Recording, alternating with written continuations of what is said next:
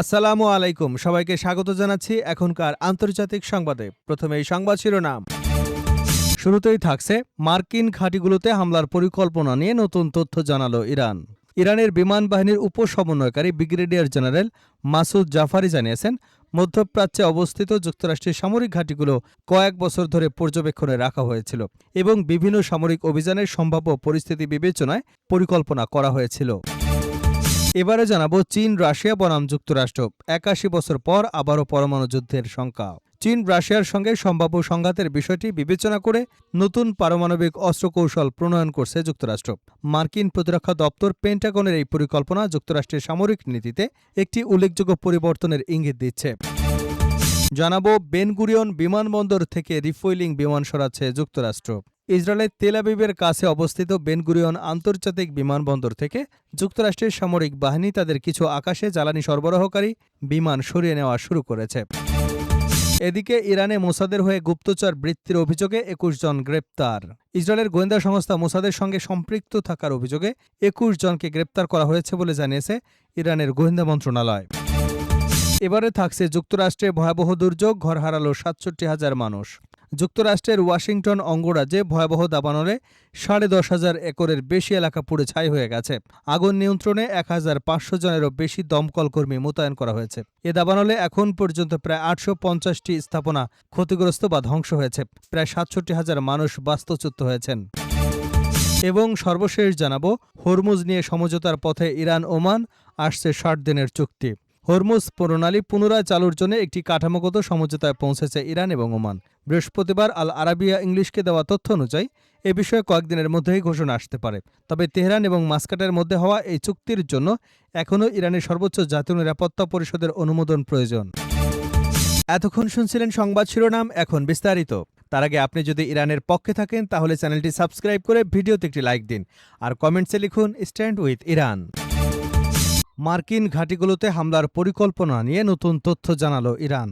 ইরানের বিমান বাহিনীর উপসমন্বয়কারী ব্রিগেডিয়ার জেনারেল মাসুদ জাফারি জানিয়েছেন, মধ্যপ্রাচ্যে অবস্থিত যুক্তরাষ্ট্রের সামরিক ঘাঁটিগুলো কয়েক বছর ধরে পর্যবেক্ষণে রাখা হয়েছিল এবং বিভিন্ন সামরিক অভিযানের সম্ভাব্য পরিস্থিতি বিবেচনায় পরিকল্পনা করা হয়েছিল। ইরানের রাষ্ট্রীয় গণমাধ্যমের বরাত দিয়ে প্রকাশিত প্রতিবেদনে জাফারির উদ্ধৃতি দিয়ে বলা হয়, সংঘাতের প্রথম দিনে প্রতিপক্ষ ধারণা করেনি যে ইরানের বিমান বাহিনী বিমান অভিযান পরিচালনা করবে। এই মূল্যায়নের কারণেই অভিযানটি সফলভাবে পরিচালনা করা সম্ভব হয়েছে। জাফারির তথ্য অনুযায়ী অভিযানে অংশ নেওয়া পাইলটরা ঝুঁকি, পরিস্থিতির গুরুত্ব এবং প্রাপ্ত গোয়েন্দা তথ্য সম্পর্কে পূর্ণ ধারণা নিয়েই দায়িত্ব গ্রহণ করেছিলেন। তিনি দাবি করেন, তারা এমন একটি অভিযান পরিচালনা করেছেন যা অনেকের কাছে অসম্ভব বলে মনে হয়েছিল। অভিযানে অংশ নেওয়া পাইলটদের বর্তমান অবস্থা সম্পর্কে তিনি বলেন, নিহত পাইলট মাজিদ কাজিমির মরদেহ পরে দেশে ফিরিয়ে আনা হলেও অন্য ৩ পাইলটের বিষয়ে এখনও নির্দিষ্ট কোনো তথ্য পাওয়া যায়নি। প্রসঙ্গত, গত ২৮ ফেব্রুয়ারি ইরানে মার্কিন ইসরায়েলি যৌথ হামলায় দেশটির সর্বোচ্চ নেতা আয়াতুল্লাহ আলী খামেনি ও তার পরিবারের কয়েকজন সদস্য নিহত হন। হামলায় ইরানের বর্তমান সর্বোচ্চ নেতা মোস্তফা খামেনিও গুরুতর আহত হন। পরবর্তীতে পাল্টা হামলায় ইরান উপসাগরীয় অঞ্চলে অবস্থিত বিভিন্ন মার্কিন ঘাঁটিকে লক্ষ্যবস্তু বানায়। এর আগে মার্কিন সংবাদ মাধ্যম ওয়াশিংটন পোস্ট প্রকাশিত বিশেষ প্রতিবেদনে লিখেছে, পত্রিকাটির স্যাটেলাইট চিত্র বিশ্লেষণ অনুযায়ী ২৮ ফেব্রুয়ারি যুদ্ধ শুরুর পর থেকে ইরানের বিমান হামলায় মধ্যপ্রাচ্যে মার্কিন সামরিক বাহিনীর ব্যবহৃত ঘাঁটি স্থাপনাগুলোর অন্তত ২২৮টি স্থাপনা ধ্বংস হয়ে গেছে। ওয়াশিংটন পোস্ট জানায়, এসব হামলার লক্ষ্যবস্তু ছিল মধ্যপ্রাচ্য অঞ্চলে অবস্থিত মার্কিন ঘাঁটিগুলোর বিমান সংরক্ষণ কাঠামো, ব্যারাক, জ্বালানি ডিপো, বিমান এবং গুরুত্বপূর্ণ রাডার, যোগাযোগ ও বিমান প্রতিরক্ষা সরঞ্জাম। মার্কিন এই সংবাদপত্রটি লিখেছে, ক্ষয়ক্ষতির পরিমাণ যুক্তরাষ্ট্র সরকারের কখনো স্বীকার করা বা এর আগে কোনো প্রতিবেদনে উঠে আসে যে কোনো তথ্যের চেয়ে অনেক বেশি। চীন রাশিয়া বনাম যুক্তরাষ্ট্র ৮১ বছর পর আবারও পরমাণু যুদ্ধের শঙ্কা। চীন রাশিয়ার সঙ্গে সম্ভাব্য সংঘাতের বিষয়টি বিবেচনা করে নতুন পারমাণবিক অস্ত্র কৌশল নিউক্লিয়ার ডক্ট্রিন প্রণয়ন করছে যুক্তরাষ্ট্র। মার্কিন প্রতিরক্ষা দপ্তর পেন্টাগনের এই পরিকল্পনা যুক্তরাষ্ট্রের সামরিক নীতিতে এক উল্লেখযোগ্য পরিবর্তনের ইঙ্গিত দিচ্ছে। পেন্টাগনের নীতি বিষয়ক প্রধান অ্যালব্রিস কোলবের তত্ত্বাবধানে তৈরি হওয়া এই কৌশল দীর্ঘপাল্লার কৌশলগত ক্ষেপণাস্ত্রের পরিবর্তে আঞ্চলিক যুদ্ধে স্বল্প পাল্লার কৌশলগত পারমাণবিক অস্ত্র ব্যবহারের উপর বেশি গুরুত্ব দেওয়া হচ্ছে। বুধবার একাধিক সূত্রের বরাত দিয়ে এসব সংবাদ প্রকাশ করেছে মার্কিন সংবাদ মাধ্যম এনবিসি নিউজ। প্রতিবেদনের তথ্যমতে, যুক্তরাষ্ট্রের পারমাণবিক ইস্যু নিয়ে তদারকির দায়িত্বে থাকা ইউএস স্ট্র্যাটেজিক কমান্ডের একটি ব্যক্তিগত সামরিক অনুষ্ঠানে এই পরিকল্পনা নিয়ে আলোচনা করবার কথা রয়েছে।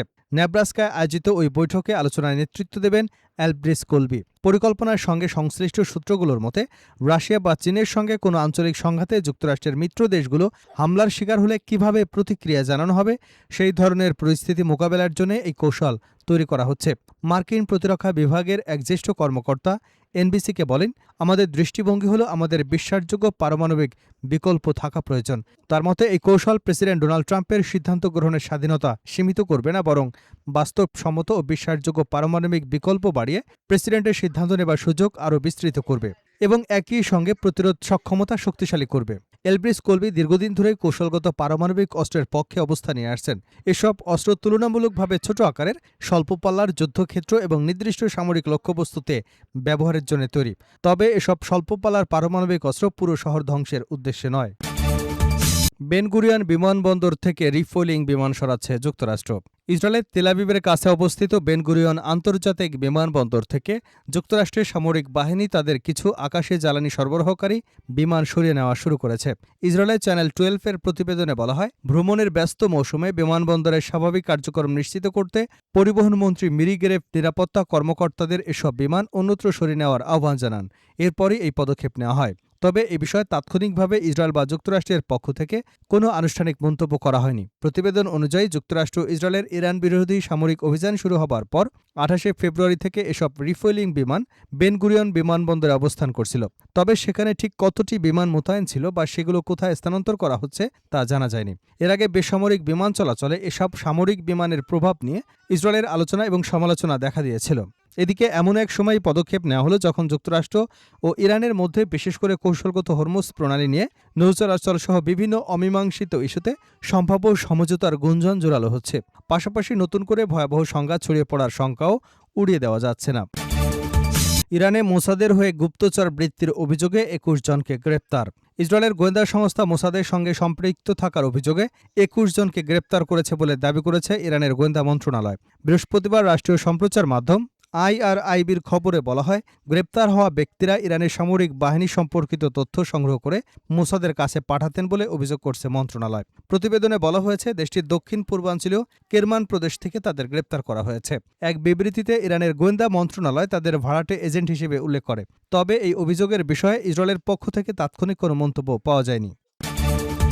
যুক্তরাষ্ট্রে ভয়াবহ দুর্যোগ, ঘর হারালো ৬৭,০০০ মানুষ। যুক্তরাষ্ট্রের ওয়াশিংটন অঙ্গরাজ্যে ভয়াবহ দাবানলে ১০,৫০০ একরের বেশি এলাকা পুড়ে গেছে। আগুন নিয়ন্ত্রণে ১৫০০ জনেরও বেশি দমকল কর্মী মোতায়েন করা হয়েছে। এ দাবানলে এখন পর্যন্ত প্রায় ৮৫০টি স্থাপনা ক্ষতিগ্রস্ত বা ধ্বংস হয়ে গেছে। প্রায় ৬৭,০০০ মানুষ বাস্তুচ্যুত হয়েছে। বৃহস্পতিবার এনবিসি নিউজের এক প্রতিবেদনে এ তথ্য প্রকাশ করা হয়েছে।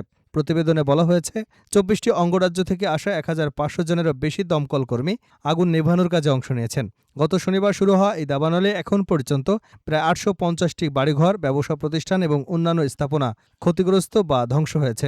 কর্তৃপক্ষ জানিয়েছে, আগামী কয়েকদিনে তাপমাত্রা আরও বাড়বে এবং বৃষ্টির সম্ভাবনা নেই। তবে দমকল কর্মীরা আগুন নিয়ন্ত্রণে রাখতে প্রতিরোধ ব্যবস্থা আরও শক্তিশালী করায় সোমবারের পর থেকে আগুন মাত্র ২ একর এলাকায় ছড়িয়েছে।